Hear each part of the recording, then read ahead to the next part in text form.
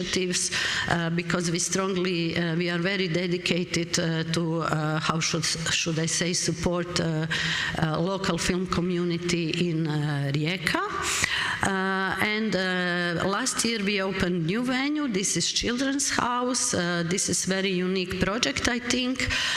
In Children's House, which is educational and cultural hub for children, Art-Kino is in charge for this cinema venue with 75 seats, but also we are in charge for music and film studio in Children's House. Children's House is one of the most important legacy of Rijeka 2020, European Capital of Culture, and together with City Puppet Theatre and City Library, we are really trying very hard to bring culture to children and to learn them not just to watch films, but also to make films and to create films and to apply language of film art to express their own ideas and problems and so on. Also during summertime we are all over the city, parks, beaches and so on, and during pandemic period we even had this open air cinema that was really very popular during the pandemic period. And now we are talking about program. Our program is made of films and lots of events. Basically we just screen European and national films, contemporary ones as well as film classics. And we are always thinking about bringing new audiences and also how to involve our audiences even more into our programming, into our work, into our institution. Each film is always, how should I say, we are always trying to bring some context to the films. We usually have these Q&As with directors, with producers, with actors. We have panels, film discussions, and also we are very open to music, to theater and so on, and this is also a very nice way to bring some new audiences to our institutions. When we are talking about that, I have to say that last year we started one new program called Adaptation, the Reading of Film. This program is a way to connect film with literature. Each year we choose one film that is based on book. For example, last month that was a film The Happening, French film, based on French book by Annie Ernaux. And this is really very nice way to involve our visitors because we usually start with a reading club, and after reading the book they meet, they socialize, they discuss the books, then we have screenings, and after that we have a moderated discussion with film professionals or writers and so on, and then at the end of the year pub quiz. So I think this is maybe very important in years to come to think, and this is something that we saw during pandemic, that our role as a culture is really very significant, and that we have to foster social connection, social solidarity and so on, and to think always about new programs and new formats and so on. And this slide, this is about Kvarner Film Commission. This is also part of our institution.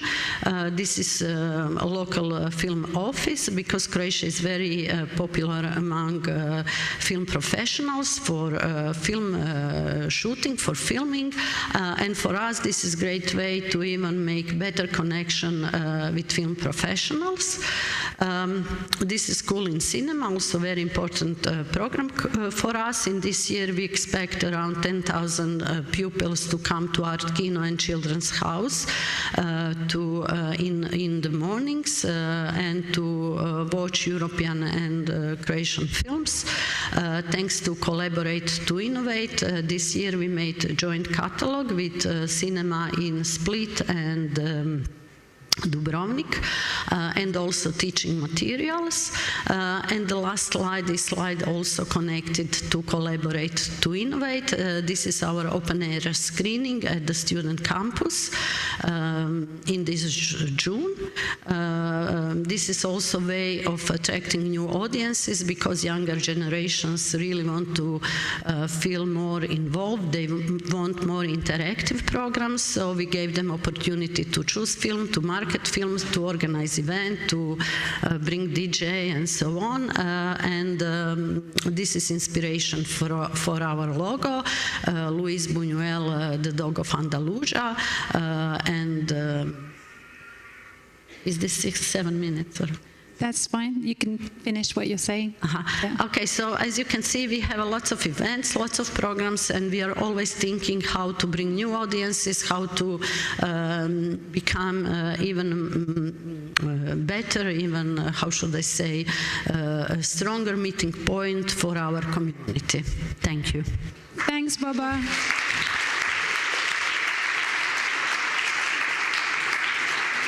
I want to go and hang out in the children's house. It looks like a beautiful space. Yes, it is.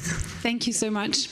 On part en France. Alors, now we're going to France, so put on your earphones if you don't speak French. I'd like to invite Caroline Grimault from Nantes, Katorza, to show us her cinema, which is celebrating its 100th anniversary. 102, wow.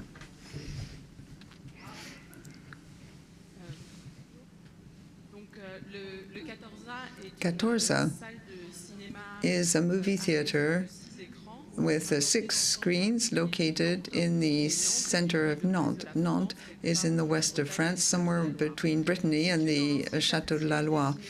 It's located in the former area where you had the old and first cinemas.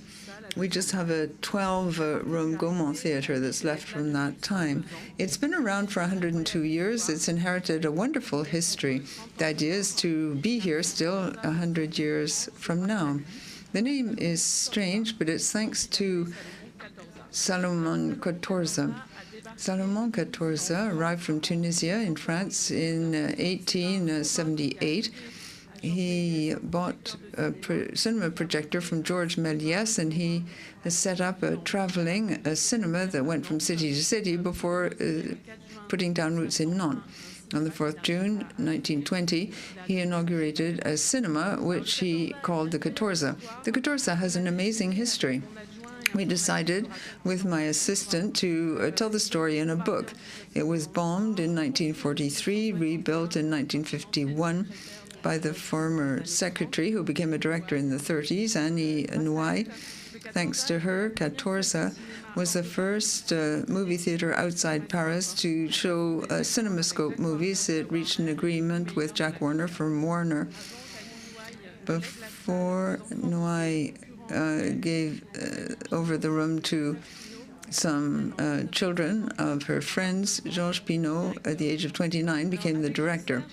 With Jean-Serge Pinault, the Katorza became immortalized in a film, and it avoided censorship. In 1985, it screened Je vous salue Marie by Jean-Luc Dorga in the face of a lot of rabid Catholics who wanted to prevent the screening. Since this time, there have been 2 major festivals, the Festival of 3 Continents, which inter alia welcomed Croatia in 1978 for his first film, and a few days ago, there was a Spanish film festival. There have been 4 Universiné festivals, and many other events. So with 10 regular festivals a year, we show 450 films per year. Above all, these festivals have helped to train curious spectators who are used to meeting artists before they become well-known. Thus, we have welcomed directors for over 70 years. Ken Loach, Haifa Mansour, Agnès Varda, Mamoru Hoseda, Jean-Luc Godard. Nantes is a wonderful cinema city where several people who do a lot of work. There's even another Europa cinema movie theater. And the 100 years of the Katorza enabled us to reaffirm how special we were. We had 3 claps from September 2019. Initially, it was to run for a year, but it was foreshortened. This is the street of Katorza. We transformed the street. We showed any number of premieres. And then we held a special New Year's Eve party in the Katorza. 250 spectators celebrated 2020 together. And then finally, in September 2020, Clap 3, Happy Birthday Katorza. We had an open-air screening, and the cinema was open all day. With the lockdown that happened in 2020, when we were 100 years old, we kept the link between us as a team and with our spectators, too, on the web. The actual movie theater was empty, but we showed all sorts of pictures. And with spectators in March 2021, we organized a non-cinema session in front of the theater. It was a no-screen screening of a band. We showed the soundtrack of a film because we couldn't actually screen things on a screen. In 2021, we reopened and we resumed our work with the young public, with our regular meetings, tea, high tea, with a screen. Here you have 2023, Le Petit Nicolas. Benjamin Ransom was there, one of the directors. We have a young public, but some of them are a bit older, and the absurd session proposes zombie walk, fantastic films, and things are very humorous, and they're young creators who feature. So since 2021, since we reopened, we all find it difficult to get people to leave their sofas, so we've tried to reinforce the link between spectators and our team. Last September, we organized a special experience, What the Film.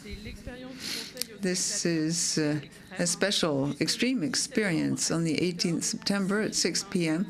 The 6 films in our 6 screens were sort of blinded, and it's the person at the ticketing office who decided what kind of film the spectator would go and see. We'd done this before with teasers. You can look this up on Facebook if you're interested. This was a success. 450 spectators were enthusiastic. They played the game with us. They were absolutely thrilled to be surprised to see a film chosen by someone else. We organized drinks after the screenings so that they could all talk together and advise each other about the films that they had seen. This was an idea that we thought would help us survive for another 100 years. Thank you very much. Congratulations.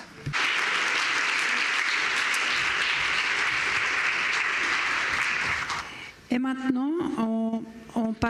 now we'll go on to TAMÁS LISZKA from Budapest Film. From Hungary, Great over to you. Thank you very much. I'll be starting, and I'm indeed Tamás, and I'm indeed from Budapest. My company goes back to 70 years. It's owned by the city of Budapest, which in turn used to own a lot of cinemas all across the town. And so when I was a really small kid, just a few years into life, exactly like an actual photo, there were hundreds of cinemas across the town, and I was fantasizing about once being in charge of this, I don't know, this whole empire of cinemas. So I decided to grow up very fast, which I did, and did my studies and applied for the job. 3 years ago, I got the dream position, but there were only 6 cinemas left in stock for Budapest. What a disappointment. So I was wondering, what did we do wrong? Where did did we go wrong about it? And so I did a little research on the new business models, the functionalities of our beloved cinemas, the business models that knocked us out of cinemas, so we can maybe learn from the mistakes of the past and build a better future. So here's what I prepared for you. Just a few examples from Budapest. Bastya Mozi, Cinema Bastille, in the very center of the town. Today it serves as a bank branch, half of it. The other half is a second-hand shoe store. Better option for this glorious building, obviously. Another building I very much liked. It was a thrilling place for watching films. It's Europa Mozi. Europa Cinema, yeah? Today, guess what it is? It's a salsa dance club. Okay, salsa, beat us. Learn from it. Learn from it. Another place, I love it. Hunia, a small place where you, as a teenager, you go for a first date, for the very chance for the very first kiss in your life, and it always worked. I know it because I had my very first kiss in my life at least 12 times in that very cinema. Today, it's a very cheap whiskey bar. Wouldn't date there anyone. Horizont, beautiful architecture. Beautiful architecture. Today it serves as a new wave Christian communities seance room. God bless them. All the good for them. It's never going to be a cinema again. Yeah, learn from it. Like, I hope you're making notes. Simplon, look at this grandeur, like a cinema as it should be. Today, Butcher's store. Butcher's took it away from us and from films. So what we still have left, the 6 cinemas that I've mentioned that are still in the whole of Cinema Budapest. Oh yes, Pushkin, Kino Pushkin, officially being among the top 10 most beautiful cinemas in the world. So I'm very proud to take care of that, and we take good care of that. It's really a beauty, and if you want to feel like being in a cinema, this is the place to go. Another cinema, if I'm doing the pace right, Taban on the hillside. It's very cozy little atmospheric cinema. That's the place where you feel as homey as that. I can release Satan Tango 8.5 hours long without a coffee break, and people feel so cozy that they watch it there without any annoyance. It's true story. True story. It's not art house tale. It's art house fact. Movies, the #1 art house cinema in Hungary. This is like look like postmodern Art Deco style, and this is definitely the place where you go in just as a normal person and come out a cineast. This has happened to many of us in the film industry. Kino, a little eloquent treasure box on Grand Boulevard. It's a cafe and a cinema. Usually people use it in a way that they take the breakfast there and stay until the last show. So they basically, it practically serves as a home office for cinephiles. Toldi, core of my heart. It's the chameleon of cinemas. It's a home of festivals for alternative content all the time. It's a very old cinema, but it always adapts to the functionality that it has. For example, in the 1950s in communist Hungary, it served as a 3D experimental cinema. And our flagship, our queen, we just celebrated her 100th birthday, Corvin, the only cinema in Hungary that I know of that was built for a cinema, survived as a cinema through wars and everything, and never changed its name. Rarity in Eastern Europe. So, learning from all this, of course, we try to do many things that were mentioned on this conference before. For example, we were doing a lot of open-air cinema shows in the past 3 years.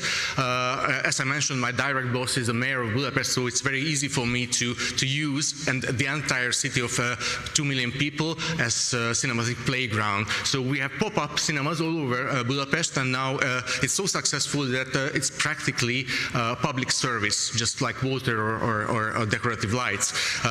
Really, like people go there. We have these places permanent. We extended to the countryside as well, to places that was where there were before zero cinema culture, and people came and they really love to go to cinema. So there's nothing wrong with the audience yet. So anybody tells you otherwise, they are wrong.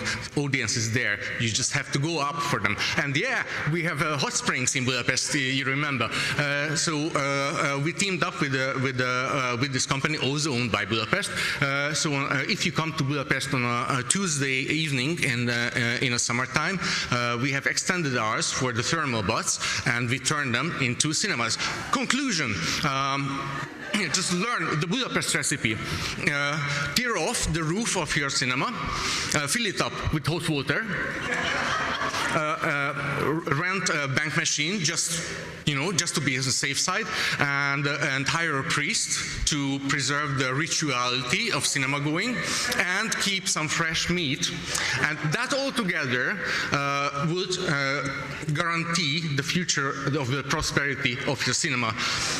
I hope I could help. Thank you very much for your attention. Thank you, Tamás. Woo!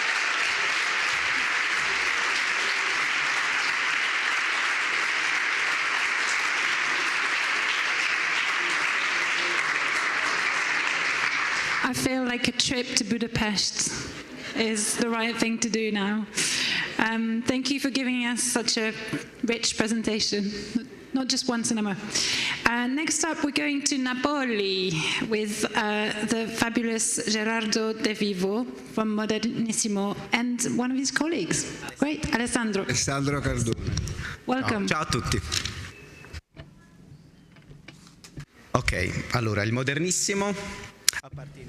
The Modernissimo belongs to the Luci Sano Media Group, which has other multiplexes in Caderta, Fragola, in Calabria, and elsewhere, in Lazio and in Rome. Modernissimo is located in the old city of Naples in the south of Italy. The theater was inaugurated in 1994. This was a time of crisis at the time. Yet in this city, we experienced a renaissance of Naples, particularly in the small streets in the city center. We'll soon be celebrating our 30th birthday. Our strong point is our team. We have a social cooperative, young people who come for a year. Eric from Armenia, Stefano from Nigeria, who replaced someone from Gambia, and we have someone else from Morocco. We call them Migon. We cooperate with the Goethe Institute. We publish a film review in Germany, subtitled in Italy. These are films that aren't often seen in Italy, in particular in Naples. We also cooperate with one of the best-known theaters in Naples. So we haven't agreed to reduce prices for our subscribers on Tuesday, and the theater prices come down by 50% too.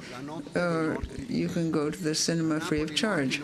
With the support of the city of Naples, we organized La Notte dei Morti Ridendo, because in Naples, dead people aren't frightening. For a whole night, there are 9 films screened up until 5 o'clock in the morning, and at lunch, there is a special session for children.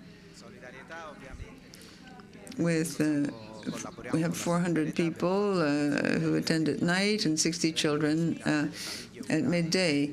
We do a lot of solidarity. We organized a session for Ukrainian children. Neapolitan families were taken them in, and we organized this for children. We're very involved socially. Last Thursday, we screened the film Positive. It was a film to raise awareness about HIV-positive people. There was also a feature film called A Million Italians Who Aren't Italian because they don't have the right to have an Italian ID card. We renovated the area, changed the sofas, created new spaces to foster conversations. The atmosphere is nice. You can meet with the directors and ask them often some quite tricky questions. And in the movie theater, you can also meet with the people who acted in the film or who imagined the film. We've always had this tradition in Modernissimo. After the pandemic, we organized lots of meetings with actors and directors. Next week, there'll be 2. The presentation has changed. It's not just a quick thing. You can take photos, talk about the films, and I'd like to thank all the artists who are always so very generous vis-à-vis the Neapolitan public. We started our project with schools again about 20 years ago. Secondary school children started going to the movie theater. We have an educational program. Here is a picture of this little booklet which we work with the children. And there's a special card where you get cut prices for children in the morning if they come back in the evening. So we have this booklet. We have cinema courses. We need a lot of rooms, though, because there's so many children. We work with the Fine Arts Academy and cinema schools, who can also give lessons and show the children the films. There's a cinema club on a Tuesday with 600 subscribers. We organize 3 screenings and sessions. We have a review in German, and we also specialize in old films, thanks to the Bologna Cinema Library, Film Library. We have a new rendezvous, Pasolini. Throughout the year, debates will be organized in conjunction with the University of Naples. A professor who has specialized in Pasolini and his films will come to speak. We also work with Neapolitan street artists. You can see these pictures. There's a place where you see the portrait of Frida Kahlo. People can take selfies. You can also see a picture depicting migrants with a blanket on. That's a form of social engagement. There's another project which is dear to my heart. It's the idea of recycling our banners. As you can see, we use these posters, which are then used by a cooperative who for women who are the victims of trafficking, and they recycle and turn these this material into something else, into a gadget, into a little pouch, or even a chair. These women have created this small enterprise, and they managed to eke out a livelihood. So we've made a lot of efforts. Last Wednesday, we won the golden ticket for the best Italian cinema in terms of the number of tickets sold in 2022. Of course, we get a lot of support from Europa Cinema, and I think we've abided by our allotted time. Thank you. It's so good to hear a really positive story coming out of Italy after the numbers we've seen. Next up, we're going to Lithuania. Thank you, Indre. So this is Kino Romuva.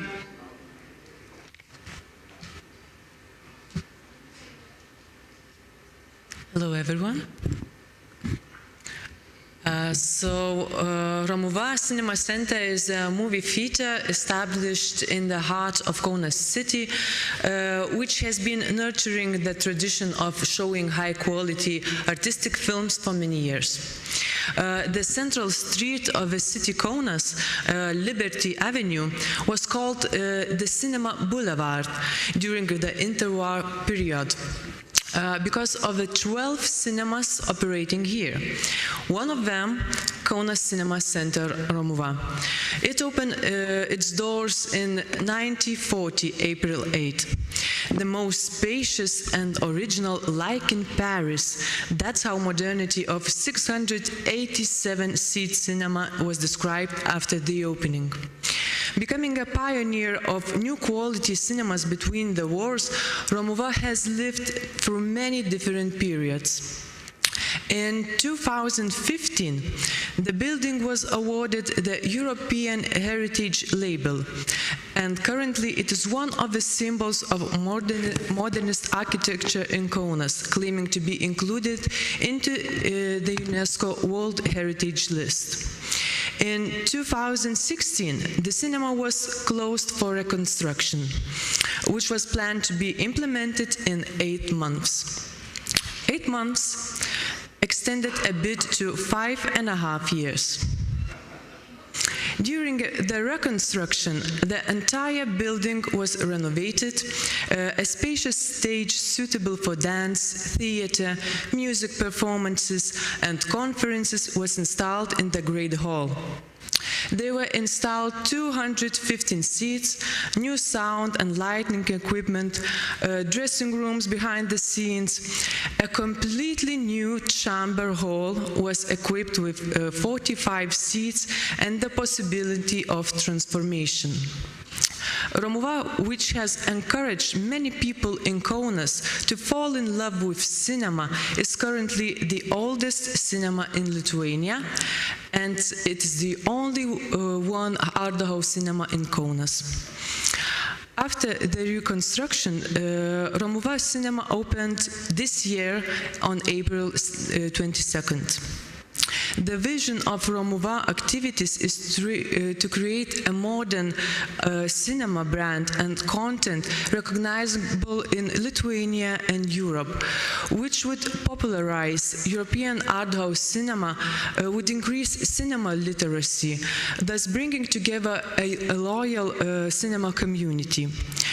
One of priorities and the fastest developing activities is educational activities for children, adults, and seniors. For example, Animation Laboratory invites young people and seniors to get to know with the history of animation. During the workshop, participants prepare a plot for a short animated film created using the stop-motion technique and animated puppets.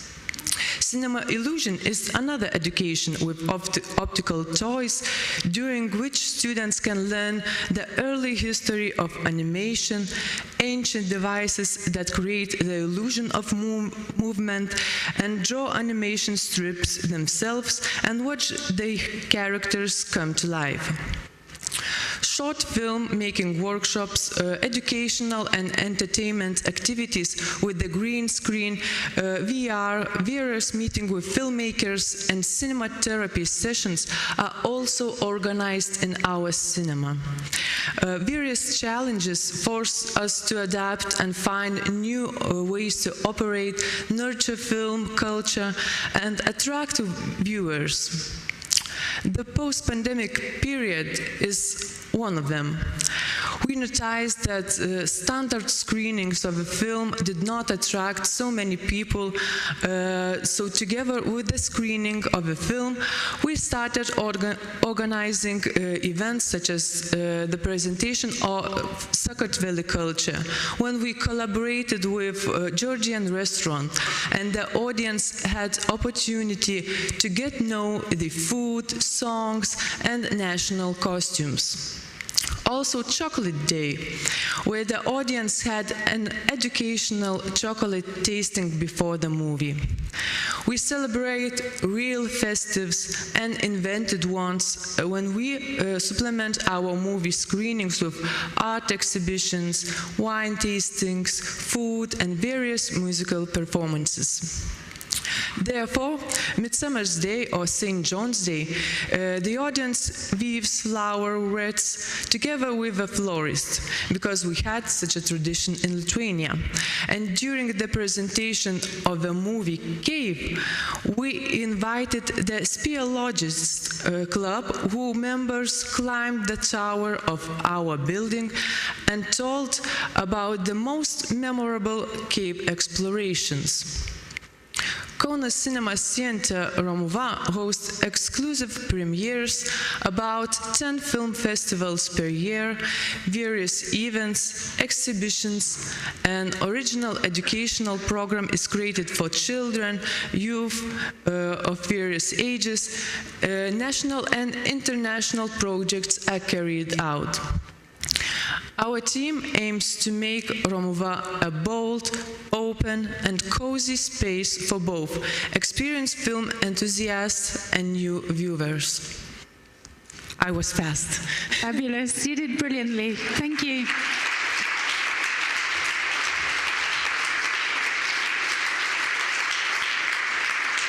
And going back to Tara's point earlier about content for children, it looks like you're doing amazing, amazing work. Next up, we're going to the Netherlands, Heerenstraat Theatre. Hopefully I said that well. Tom de Bond is here to tell you more. Right, my name is Tom de Bond. I'm from the Netherlands, from Heerenstraat Theater in Wageningen. How are you holding up? Yeah, okay, good. It has been a long day, so I tried to keep it in the 6 minutes. I was asked to deliver 20 slides, 20 seconds, and today I was asked not to speak as fast because of the interpreters, so it's going to be a little bit difficult. But first, I've got a question for you. We got kind of a problem in our cinema. I was just texted today by my colleagues, and they found out that there is a bed in one of the rooms, so it's flying around making Batman things on the screens. Maybe you've had it, because I've heard that there are 600 experienced colleagues here, so hopefully you can help me. Please text me afterwards. My details will be on the screen. So I'm from Heerenstraat Theater in the Netherlands. We got 3 screens, 80,000 visitors, pre-COVID of course. And I wanted to tell you something about the things that we do. And we were talking these days a lot of times about how we can stand out as a cinema. And one of the things that we try to achieve is that people are not saying at the end of the evening, I've seen such a great movie, but I've had such a night out. And how we do that, one of the most important things is how we welcome the people. And we do it personally. We do it 4,500 times a year, and we do it since 1978. And we give a personal introduction in every room, how it was done in the old days, like the French explicateur. And we do it personally. So we say, dames en heren, van harte welkom in het Heerenstraat Theater en welkom bij de film. So it's like, ladies and gentlemen, welcome to Heerenstraat Theater and welcome to the screening of movie this and this and this and this. And it has a lot of advantages. It takes some time, but you can explain something about the movie, about the trailers to be screened, and of course everybody feels welcome. And everybody, I'm sure, if we stop doing that, then we're going to be bankrupt in a couple of months. That's the personal approach, what we do. The other thing, what we are famous for, are the activities that we do. And what we do is that we use the activities as a marketing tool or as a part of our marketing. We do small things, we do big festivals like this one. We had 4,000 people in our street. Police had to come and to close everything up because it was too busy. But we would like to have people feel at home at our cinema. We do that by those activities. And I think organizing those activities is 90% of our work and perhaps 10% of our revenue, but it's important to us because it identifies us as a cinema, and it makes us different than the other cinemas that are all around us.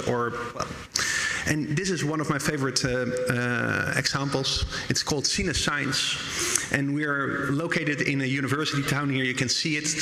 And what we do is we ask young researchers or promising professors from the university to be a guest programmer for a day. So we'll give them a screen, they pick a movie, and it cannot be a documentary, it has to be a movie, and they introduce the movie. And what do they do with that introduction? They make a link between the movie and between their field of work, and therefore they explain it in layman's terms so that I can understand it, for example.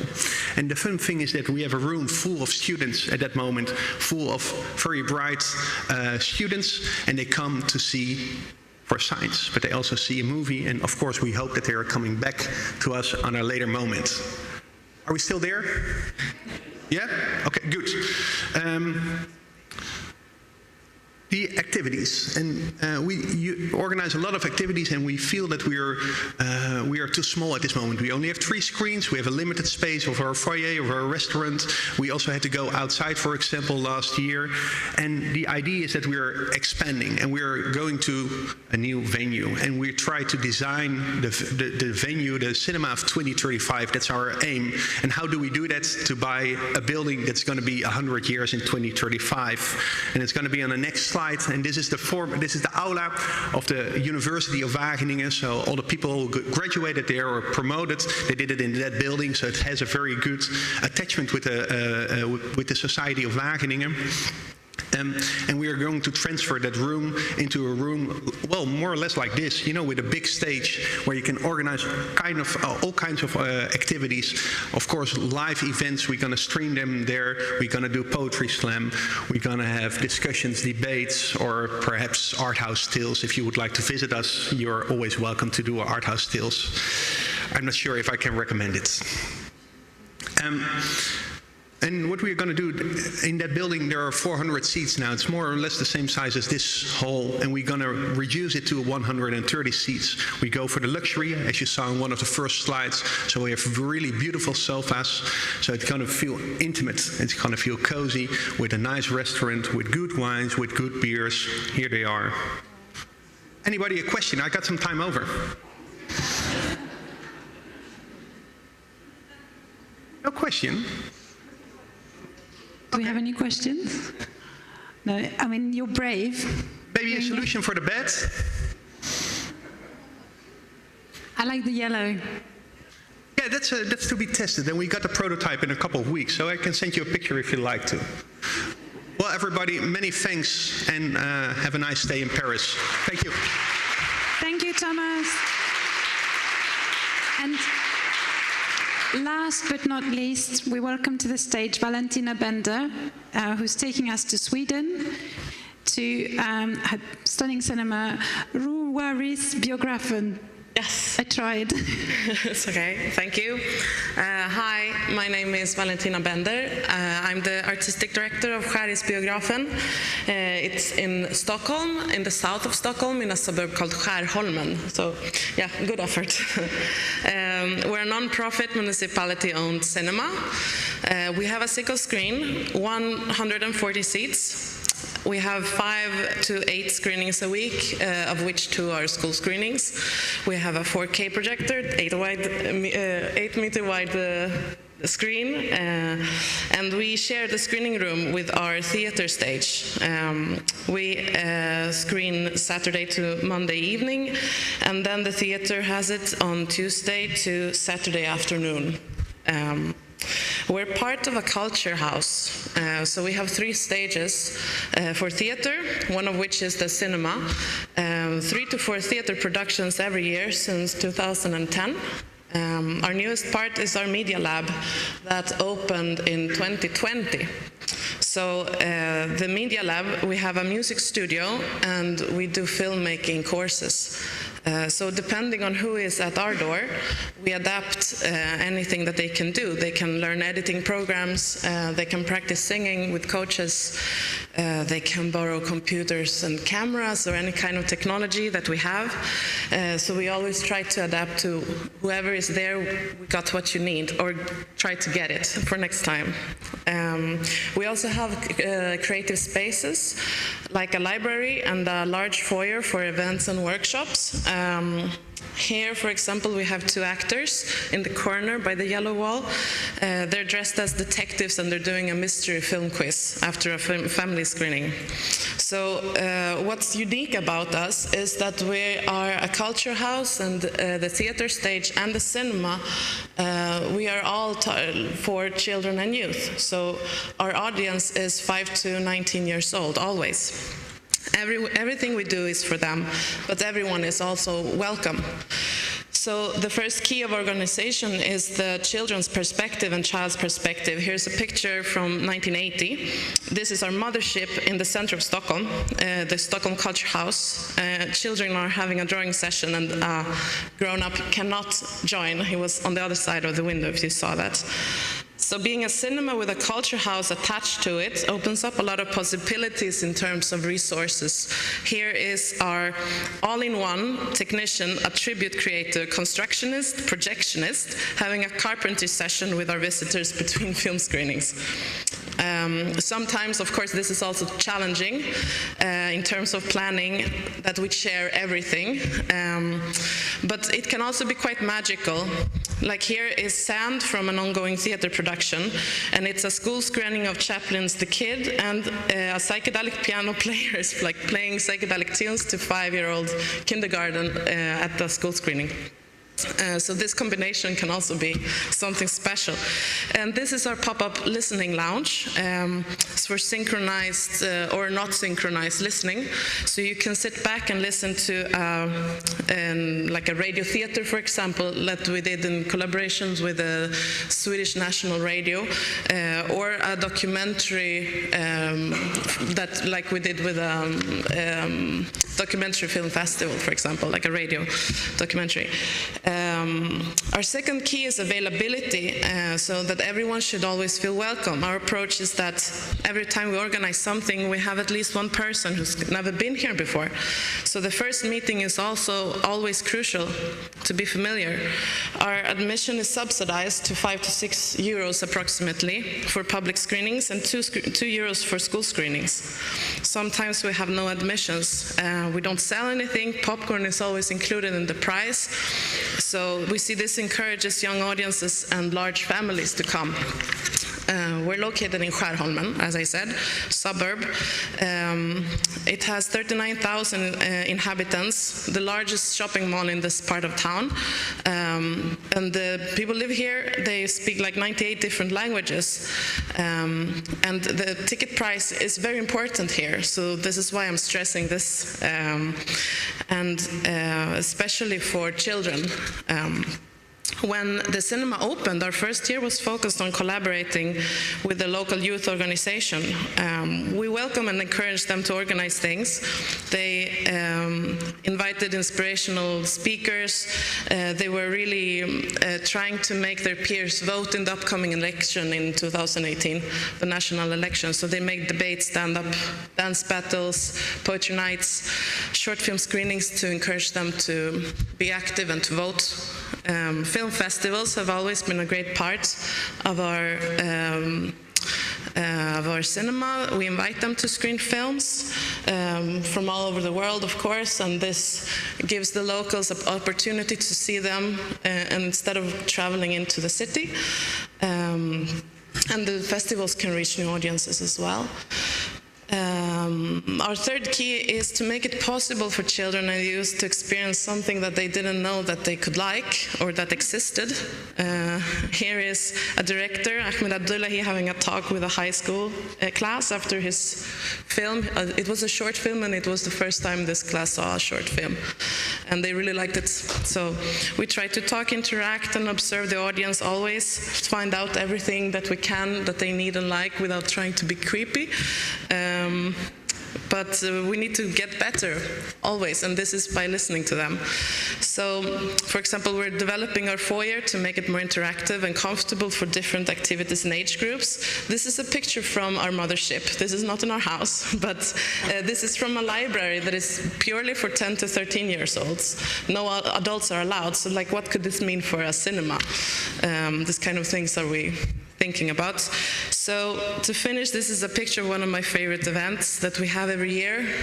It's the first film that we screen every year. It's Resan till Melonia. It's a Swedish children's film from 1989. So it's because we love to introduce great films to children, and like our taxi driver said last night, he said, cinema, it's a must. Like, yeah. Thank you, Valentina.